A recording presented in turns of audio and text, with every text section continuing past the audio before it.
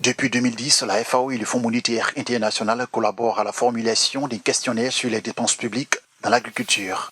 La FAO sollicite à travers un questionnaire les ministères des Finances et les organismes nationaux de statistiques de différents pays en vue de collecter et compiler des données budgétaires, en particulier celles qui portent sur les dépenses publiques consacrées à l'agriculture.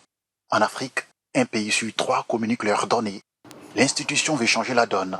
C'est tout l'enjeu de cet atelier international de renforcement des capacités sur les statistiques de finances publiques de l'agriculture. Il s'agissait principalement de pouvoir établir le contact avec les pays.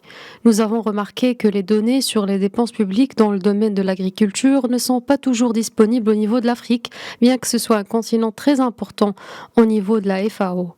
Nous avons donc tenu à organiser cet atelier pour poser les jalons en vue d'une meilleure collaboration et de meilleures données.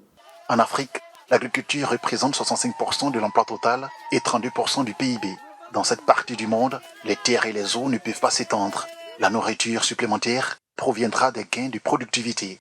Pour les participants, cet atelier annonce des perspectives prometteuses pour leurs pays respectifs en particulier et pour l'Afrique en général. L'indice d'orientation agricole qu'on va calculer et qu'on saura comment interpréter permettra donc d'apprécier les efforts que le gouvernement fait dans le secteur de l'agriculture. Elle nous permettra, comme tout indicateur, de faire un meilleur pilotage et d'améliorer notre politique de développement de l'agriculture qui compte chèrement notre État.